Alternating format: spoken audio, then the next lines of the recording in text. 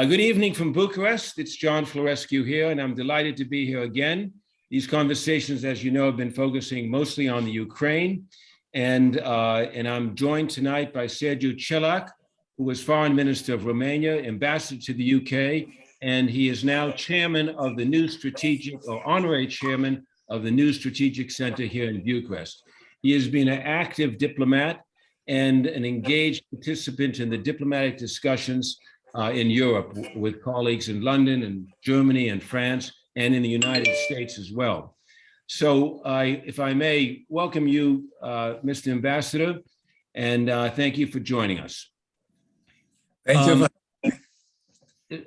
I would just want to point out that Ambassador Celac was born pretty much at the outbreak of World War II, and he studied languages at the University of Bucharest, and he graduated in 1961. He was an information officer to Foreign Minister Mănescu, one of the, so to speak, Mănescu boys, a talented group of individuals. And as we all know, Foreign Minister Mănescu was President of the United Nations in 1967-68. He was also at the Foreign Ministry. He was a note taker and translator for a number of presidents and prime ministers, including Gheorghiu Dej, Nicolae Ceausescu, Ioan Gheorghiu Maurer, and later also an advisor to Emil Constantinescu when he was president. As such, he was a translator with many key individuals, including President Nixon, President Carter, President Ford, President Khrushchev, Brezhnev, Henry Kissinger, and even Queen Elizabeth. And if you watched your video as well, you would have seen him in the carriage at Buckingham Palace. He has been involved in diplomatic negotiations between Romania and Vietnam in the United States, and he delivered a final report on those activities directly to the Oval Office, to President Nixon and to Henry Kissinger. He has also had extensive dealings with Secretary Jim Baker when he was Secretary of State. In fact, we're going to talk a little bit about that. So with that long introduction, I hope all accurate, I want to welcome you and turn to the first question, which has to do, why don't we start with the scene, the war as it is right now. What's your assessment, Mr. Ambassador, of the battlefield? From a military point of view, it appears to be just the calm before the storm, because the Russian armed forces performed a very complicated maneuver, apparently withdrawing from the Kiev area and some of the northern occupied territories in order to regroup and concentrate on what they already publicly announced as a major offensive in the south and east of Ukraine. But we don't know, we just expect something big to happen. We expect it to happen pretty soon, but we don't know yet what the plans are and how things will develop. So it is still early days to pass a judgment on this new stage of the war.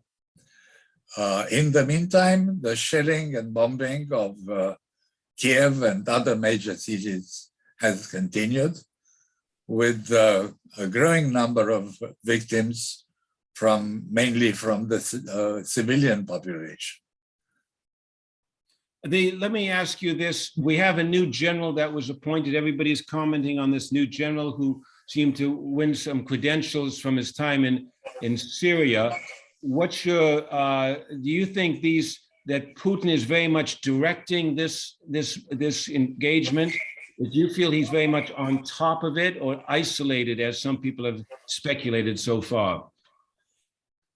I think General Dvornikov, who used to be the commander-in-chief of the southern district of Russia, has a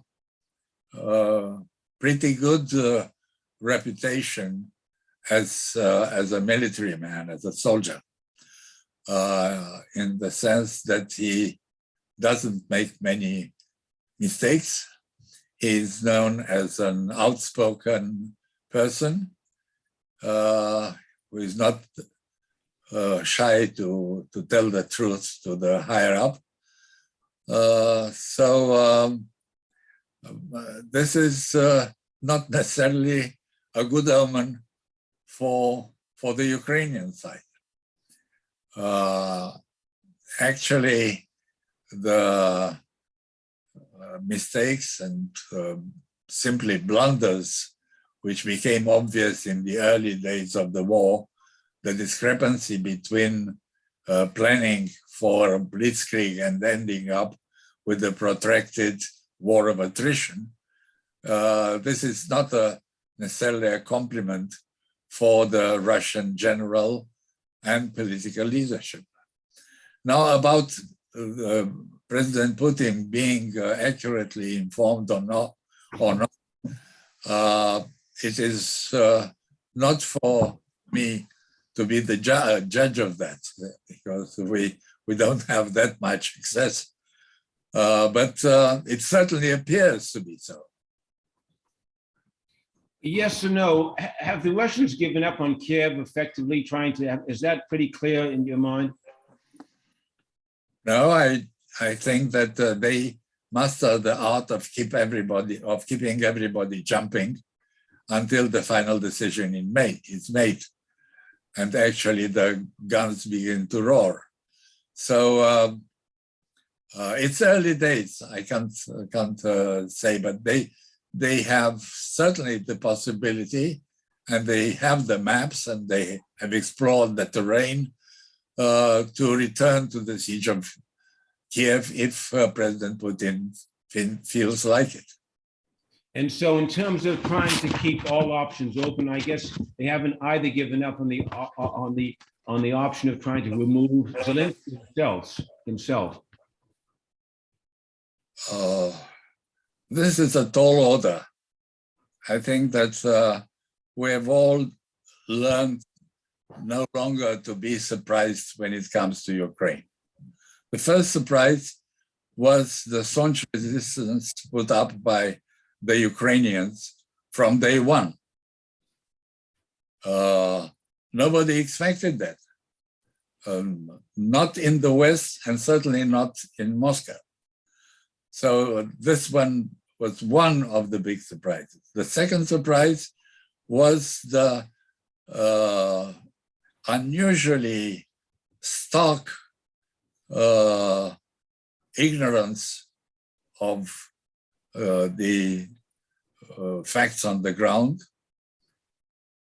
planning faults, logistical mistakes, which a schoolboy couldn't have made. And the third surprise was the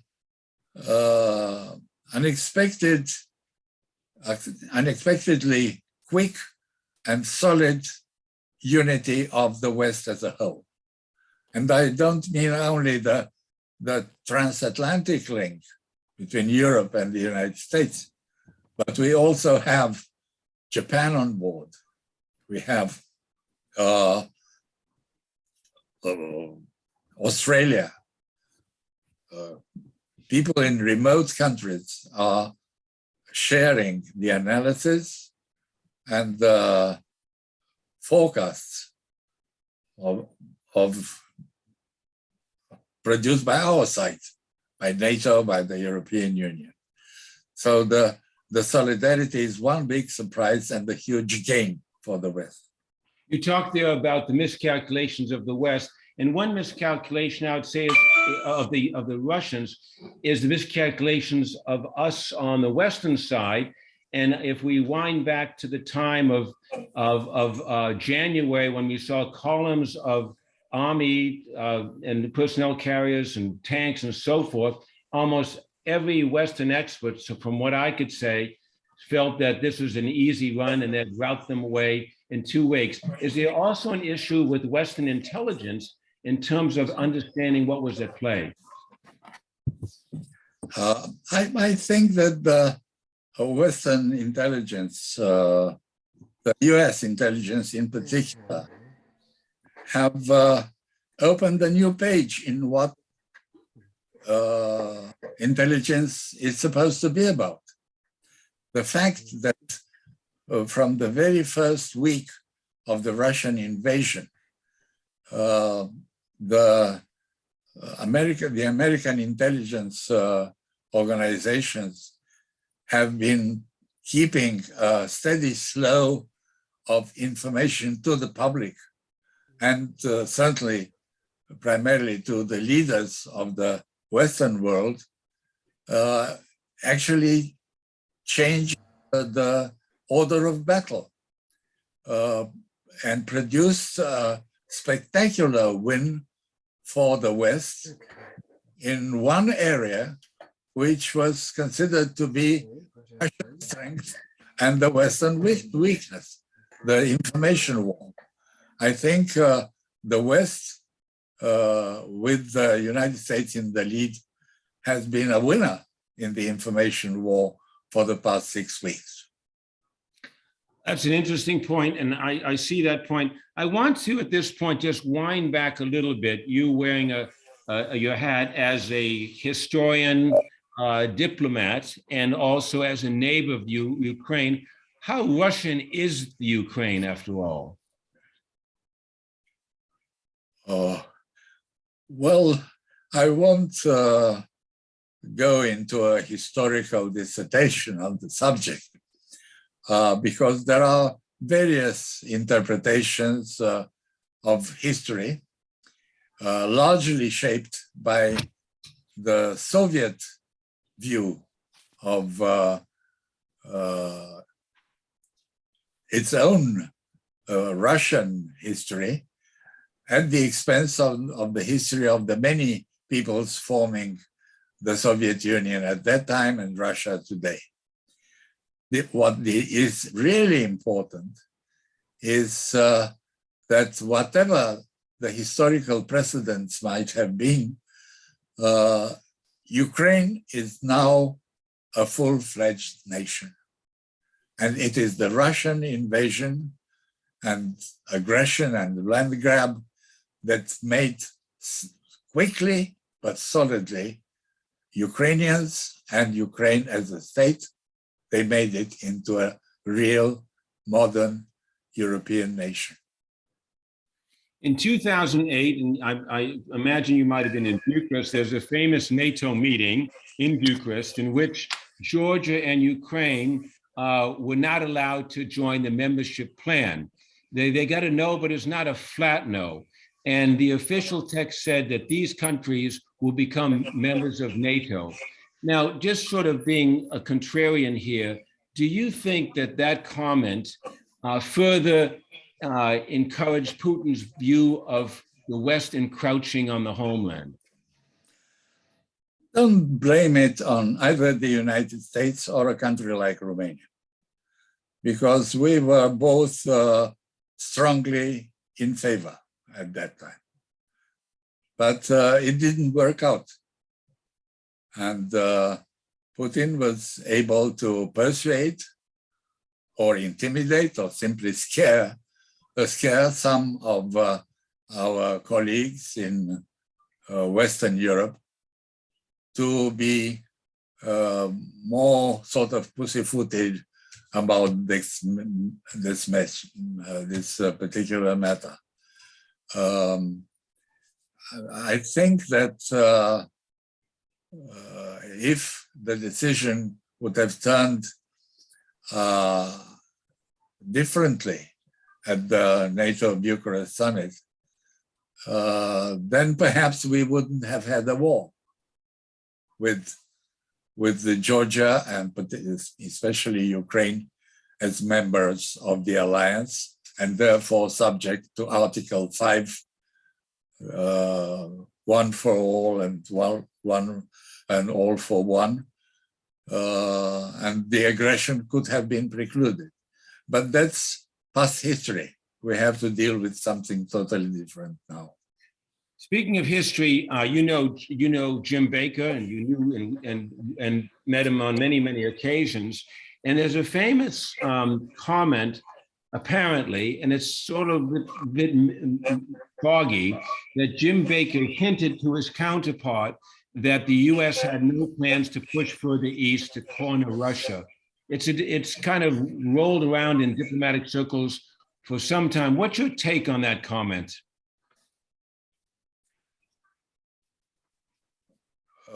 Well, I'm not familiar. It may have been some diplomatic gossip. Yeah. We are great gossips, the diplomats. But I found Jim Baker as a very serious, not just a diplomat, but a serious political figure, Yeah. with a very sound and nuanced judgment. He would not venture to throw out empty words. He was eager to get to the truth, and he spoke the truth himself. Yeah, I mean the reason I contemplate this other side is partly because of the vigorous position that was taken by Professor John Mearsheimer at the University of Chicago, which he put in an article in Foreign Affairs in 2018, and he says that. And he writes in the article in Foreign Affairs that if Putin apparently told Bush, if Ukraine were to enter NATO, it would cease to exist, which is pretty much what we're seeing right now, an idea that goes back to 2014. And some people say that feeling was lurking inside Putin's mind for a long time before then. What do you make of that? I had a public argument with Professor Mearsheimer at the Economic Academy in Bucharest. Yeah. The subject was the launch of his most recent book, and that happened a couple of years ago. And I strongly objected to his dismissal of Ukraine as some sort of a puppet in the hands of either Russia or the West. I said that a bit of respect is due to any nation, but to the Ukrainians especially, because of their determination to be themselves and to fight for it.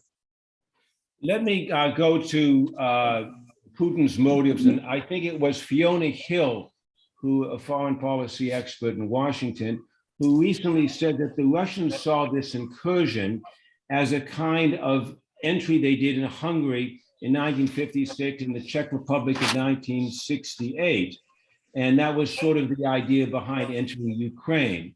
To me, it strikes me as incredibly foolish because you're dealing with those countries in Central Europe that you could drive through in 2 hours, and Ukraine, of course, is bigger than Texas, where James Baker's from.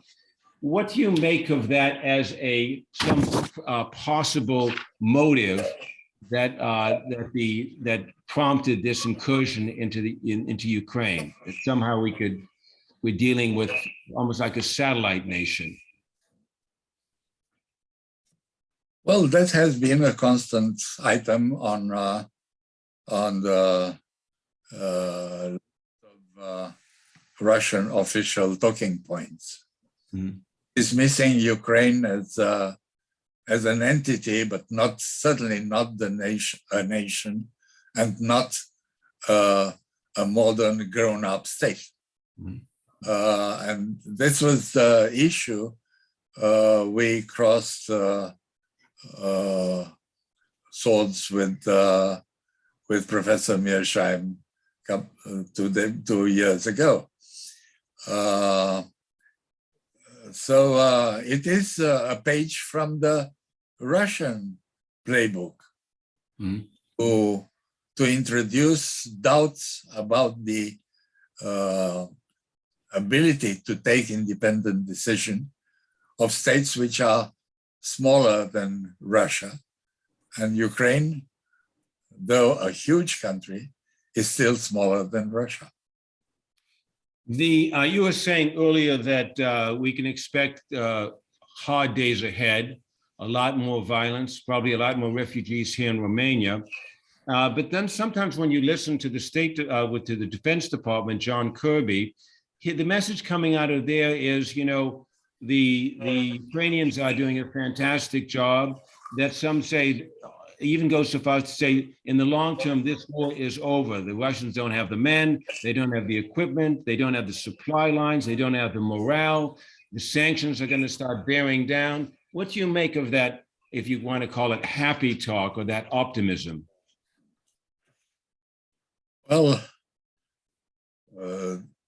the bear might be slightly wounded, and for all that, it is more dangerous. And Ukraine's reserves are not unexhaustible themselves. So if we are in for a long, protracted war of attrition, then especially Ukraine will be in a rather difficult position. Now, I understand that the solidarity shown in words and in deeds by most Western countries and around the world is something that the Ukrainians are grateful for, and they need it. Apparently, on the military side, the aid that Ukraine has been receiving is mostly in light infantry weaponry. Assumption that the Russians will get in with the blitzkrieg, occupy Kiev in 2 or 3 days maximum, have a puppet government, but the Ukrainian people will resist and develop an insurgency, guerrilla war on the occupiers. And we have been at that stage from the beginning, and still providing Ukraine just with light infantry weaponry. Even the anti-tank weapons are the man-handled, hand-operated weapon of war. So the Ukrainians have been clamoring, and President Zelensky has been repeating it once and again, that they needed heavier stuff in order to be able to face the Russian extensive use now of aviation for bombing cities in particular, heavy howitzers, medium to short-term range missiles, which the Ukrainians simply don't have, and especially the anti-aircraft instruments. So we shall be hearing more about that when the projected Russian offensive in the Donbass and further east will finally commence in the next few days. But the Ukrainians may be in a difficult position, and we may have to reconsider our view about providing more lethal weaponry to Ukraine. You have, Mr. Ambassador, the luxury of not being foreign minister right now. And I sense in your comments a feeling that the West ought to be stepping it up a little bit. Is that how you feel? Well, I feel a sense of loss and disappointment at the fact that the economic sanctions, which are the main instrument in the hands of the United States and the West in general, have a tendency to work and to show their impact in time. And that time the Ukrainians simply don't have. Yeah. That's my worry and my pain. Yeah. The new next door neighbor in the apartment block where I live is a Ukrainian young mother with her charming boy of about 4 or 5. And all they want is to go home, to return. This kind of refugees is totally new in the European experience. And we have had a wave in 2015-16 in Europe, almost overwhelming. Now the wave is 4 times larger. And most of these people just simply want to go home, even if they know that their house has been destroyed or badly damaged. This is the strength the Ukrainians have taught us something about. Yes, I mean, in a way, the Eastern European countries have looked to the West at different moments, and at different moments have been disappointed. Obviously, at Yalta, obviously during the Hungarian revolt of 1956, where certain indications were given. And I get a feeling that there's a bit of that in the air here, that it's a bit of a failure of nerve. So since we're not playing big time with you, since we're not going in, with all the materials that the Ukrainians need, there must be a sense of the Western leaders have a failure of nerve to some extent. Is that overstating it? I think it is overstated. I don't see any, even remotely, I don't see any sign of panic or doubt or wavering on the part of the West.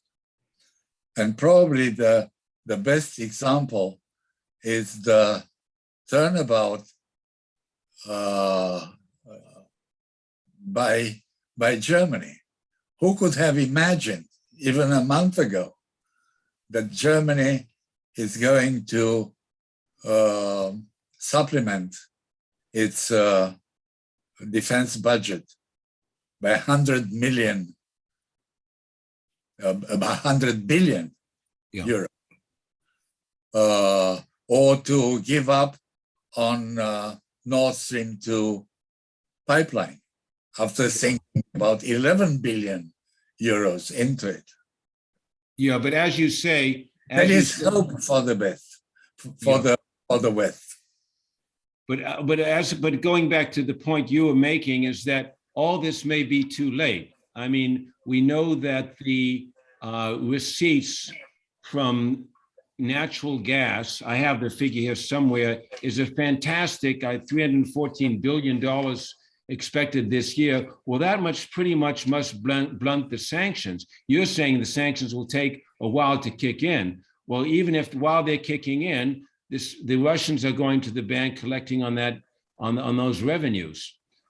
So it's still a question of maybe, I don't know, too little, yes, because we're talking about handheld launchers and javelins and so forth, and too late because you have, in effect, a Russian army that's cornering now a corner of the Ukraine.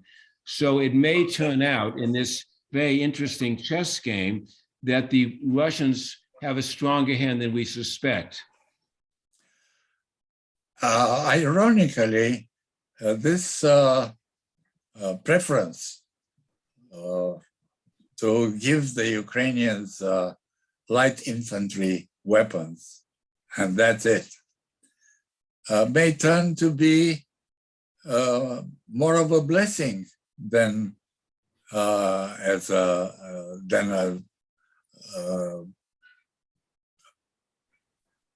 lack of sympathetic response, because irrespective of how the Russian offensive now in Donbass will turn out to be, the Russians certainly will have a sort of informal resistance, guerrilla warfare and insurrection in every patch of Ukrainian land that they have occupied. And guerrilla war is not a pretty thing. It's going to cause more death and ruins. The Russians will lose such a war on insurgency. They've lost every time they tried to suppress it, if not militarily, but morally they. And so I think that getting into Ukraine the sort of weaponry that they need right now should not be postponed indefinitely. I was encouraged by the latest decision by the Pentagon and the White House to supply new kind of weapons, which are more likely to be seriously useful in the ongoing hostilities in Ukraine.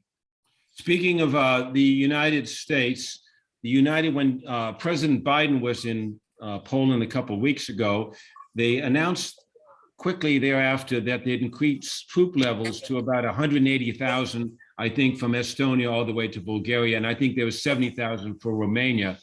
Do you feel, as a Romanian now, do you feel that the level of defense for your country is sufficiently strong and what's necessary given what's going on next door?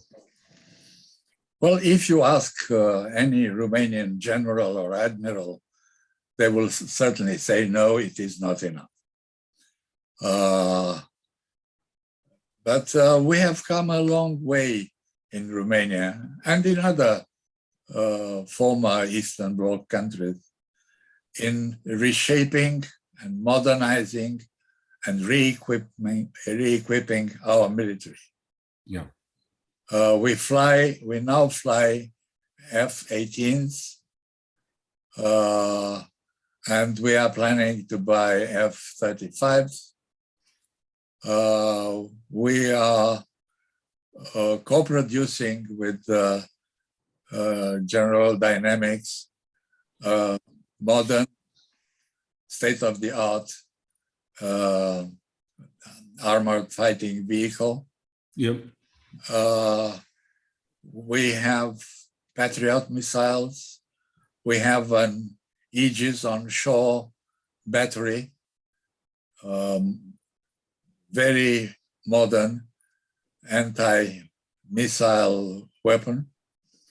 The training is normal. If you talk to a Romanian officer, and even to some Romanian soldiers, you'll be surprised to find out that they speak English. Yeah. So we are in a much better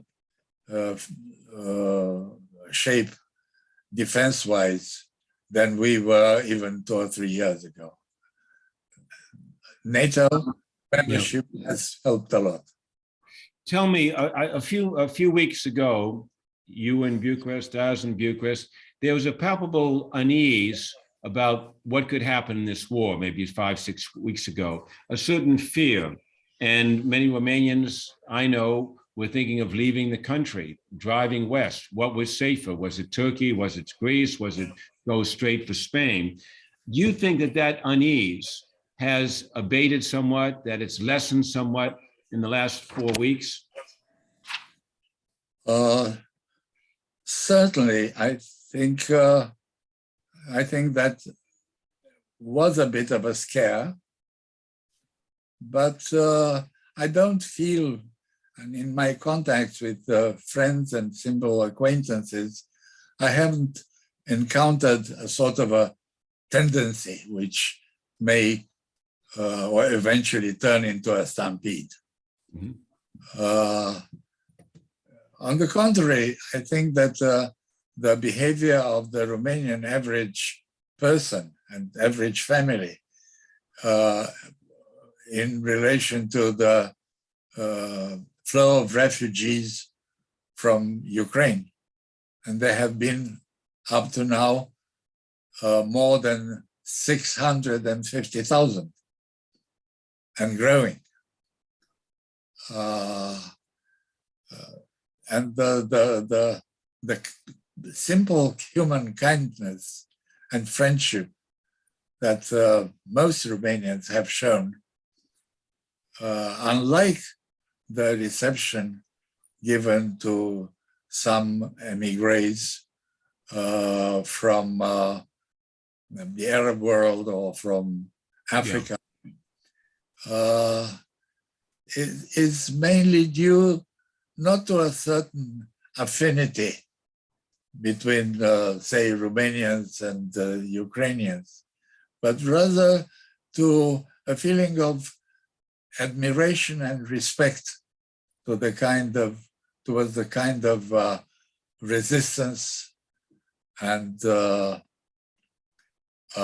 rebuff and simply human courage that the Ukrainians have shown so far and are likely to show in the future too. I think that's very true. I've been to 2 border points, and when you see these coming over the bridge in Sighet or coming over the barge near Tulcea, you have hundreds of Romanians with baskets, with food, with all kinds of things, and it shows the large heart the Romanians have. I want to turn back now to Putin. Do you think Putin, giving in mind what you said, is more fearful of NATO forces or the sanctions right now? What preoccupies his mind? I don't think he fears some sort of NATO intervention. I think at least on that subject, there is perfect clarity on both sides, both with us in the West and with the Kremlin. They certainly don't want a clash, a kinetic encounter with NATO and all the power that NATO can wield. But I doubt that President Putin is aware or receives proper briefing on the economic fallout and the effect in the short term, but particularly in the medium and long term of the Western sanctions. Certainly, the governor of the Central Bank of Russia, Ms. Nabiullina, must have told him something, but that is only on the ruble and the monetary policy, which is the task for the central bank to handle. But the general state of the economy is deteriorating so quickly that it may cause serious trouble to the current regime in the Kremlin.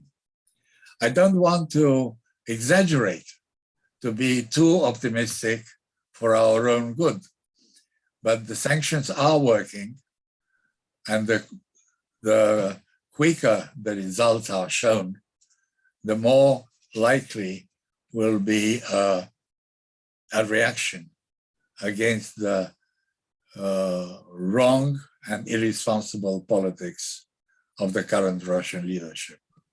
You were talking there about, in a sense, hinting, why doesn't the West do more? Well, the answer to that is Putin has played the nuclear card. He's hinted, he raised it, and it reminds me of a book by Robert Greene called The 48 Lessons of Power, and it's chapter 7, lesson number 17, keep others in suspended terror, cultivate an air of unpredictability. Do you think that's what he's doing? I think he has been doing that all along, because that is part of his education at the KGB high school and GRU university.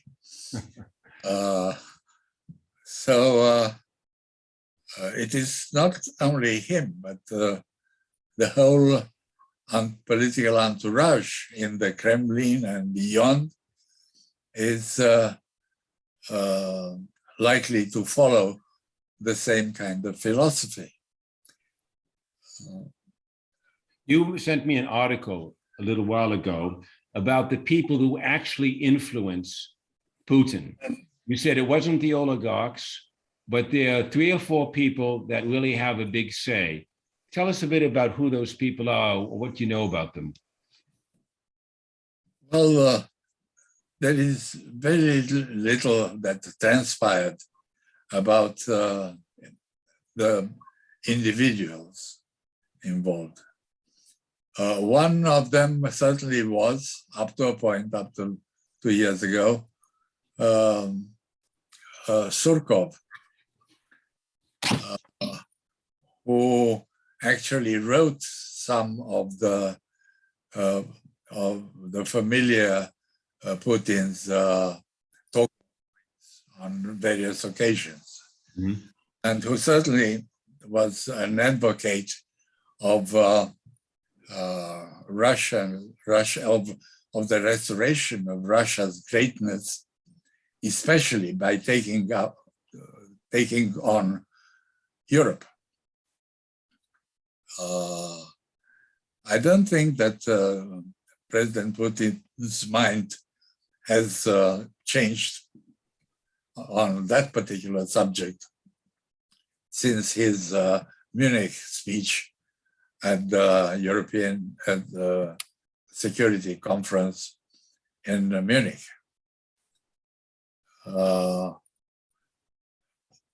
I think that people like Sergei Karaganov, an academic who is no longer in the immediate circle of Putin's advisors, but is very influential, is sort of producing the intellectual and even philosophical explanations or deceptive analytical works for Putin's own private consumption. So those people are responsible. And the fact that now President Putin seems to turn on the intelligence services, at least on the Federal Security Service, is a sign that the well-oiled machines that we have been used to in the past is beginning to sputter. Going back to the nuclear card, do you think had he not played that card that the West would have gone in and stopped this invasion, that NATO would have stopped it if we didn't have this nuclear card on the table? I think that on the nuclear question, there is a lot of bluffing. Putin's finger is not the only one on the go button for a nuclear war. There are other responsible people, more responsible people, most likely in the highest military echelons, who really understand, not just fear or have doubts about the possible nuclear disaster. But the military know what they are talking about. They know what a nuclear catastrophe can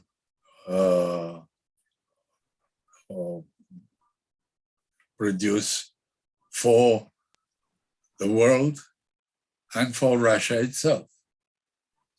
I think that the use of nuclear weapons, though the threshold for Russia has come significantly down, is not a real and present danger right now. So you don't believe that he's behaving like a cornered man, but he's still a chess player engaged.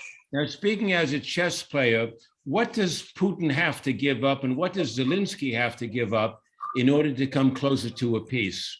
What do they have to sell to their own nations? Well, President Putin, I don't know if he is a chess player, but he demonstrably is a judoka. When playing chess, you can't cheat. It's all on the table. In judo and martial arts, there is a lot of cheating. And psychological operations are part of the game. It's not just brute strength. It's also brains, cunning, and a sort of viciousness, which you hardly ever encounter in a chess player. I wanted to do a really quick time check. I apologize. We're at 7:48. Do we have? I see some questions popping up. Do you have something on your end as well?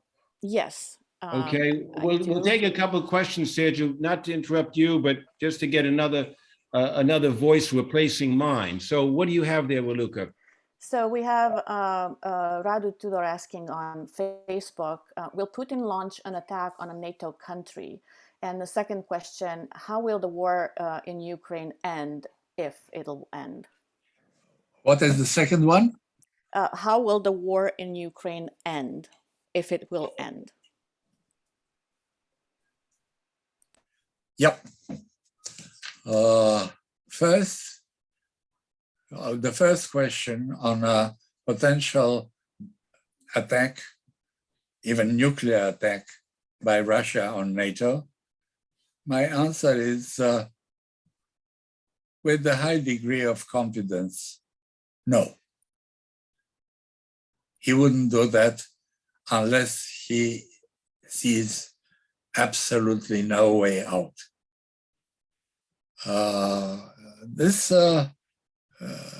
This question evokes an interesting speculation about what President Putin personally and his entourage can sell to the Russian people as a victory. In the case of an overt attack by Russia against NATO or any NATO member, Putin knows well, regardless strongly his own disinformation is clouding his judgment, that he cannot win, that he would be beaten and destroyed. As to the end, so he won't use it. He won't attack NATO. But he would do a lot of pain and damage to countries like Ukraine and possibly Georgia and the Republic of Moldova and in other places. On the second question, when will the war end and something else like peace may come to Ukraine? This is anybody's guess. I think that both sides, and especially Ukraine, have every incentive in the world to stop the fighting and the killing and the destruction. And Russia too. There is no groundswell of sentiment against the war yet. It will come when the sanctions begin to bite the man in the street. Then there will be such a popular sentiment against the war. But the feeling is that even in the ruling elites of Russia, the pressures to stop the war is certainly growing. It is growing in the business circles, even if they are loyal to President Putin and the current leadership in the Kremlin, but they are hurt. There is already a growing unemployment in Russia because of the closure of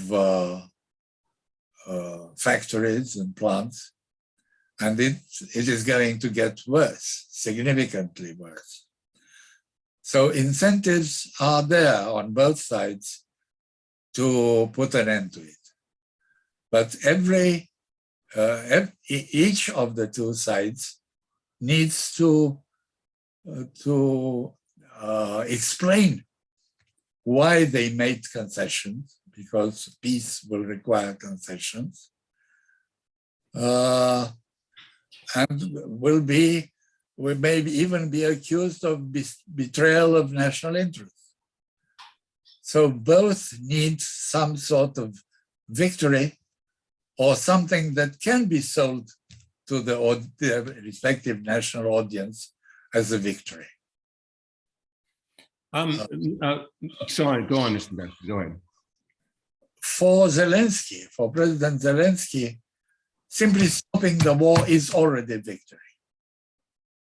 Even though there may be some territorial changes, which under the gun, they will have to make. But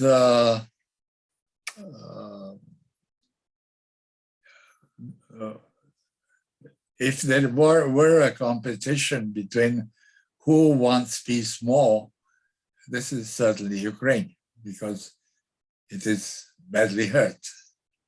But there is also some such sentiment growing in Russia as well. Another question you have there, Luca, I see them queuing up at the bottom. Yes, we have several questions, and I apologize if we can't get to all of them since we're about 5 minutes from the end of the meeting. But I think this is a very interesting and relevant question from Sebastian. You mentioned the nuclear threat is not imminent. How about a chemical attack, considering the latest staging attempts from Russia, and the EU is stocking up on medical supplies to counter a chemical attack?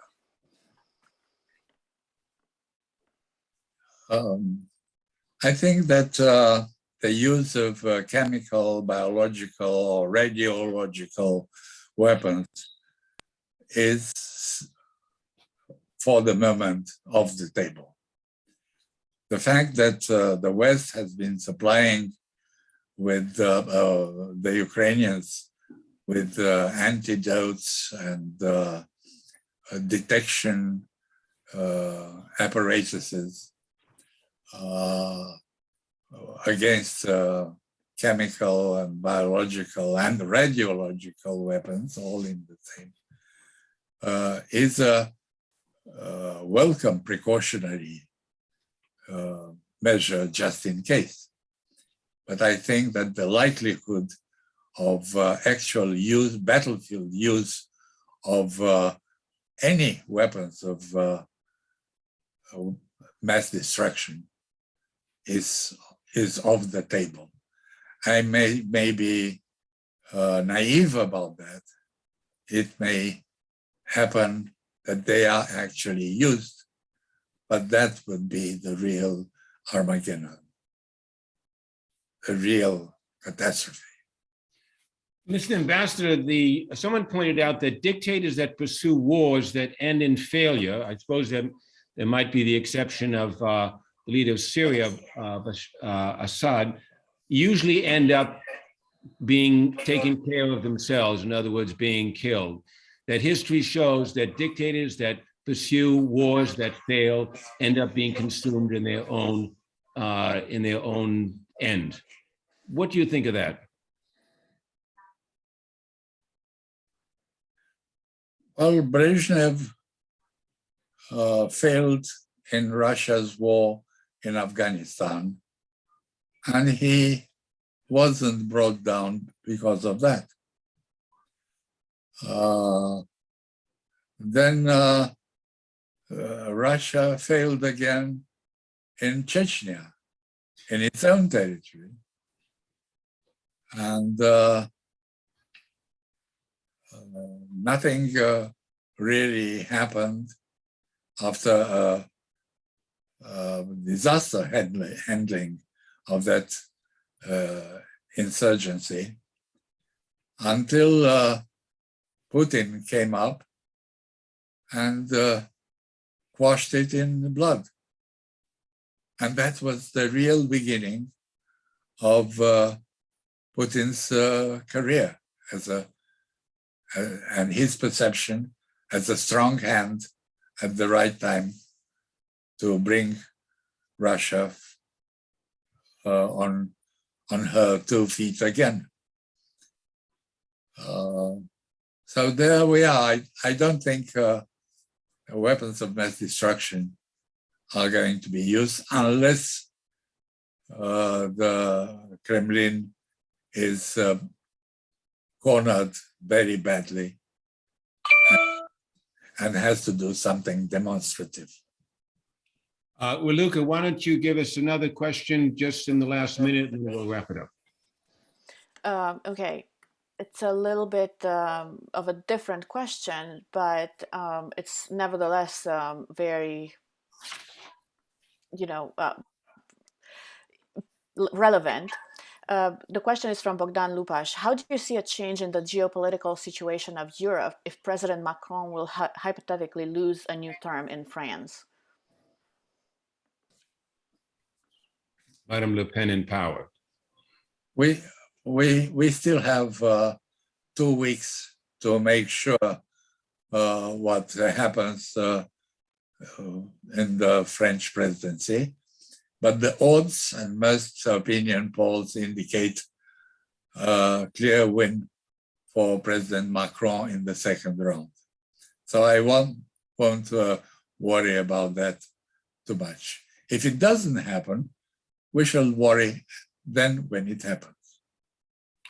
Mr. So on a out of left field question, which I think is actually relevant, given what we've heard in the internal discussions in France and Mrs. Le Pen's views, we'll have to end it there. I don't think I got to half my questions. Unfortunately, we should have made it a 2-hour session, but I want to thank you for a very interesting discourse on this subject. And to those people who didn't get to their questions in, thank you for calling in, and thank you for joining us over this hour. Thank you for having me. And I beg those who didn't manage to have their question answered to forgive me. So long. Thank you very much.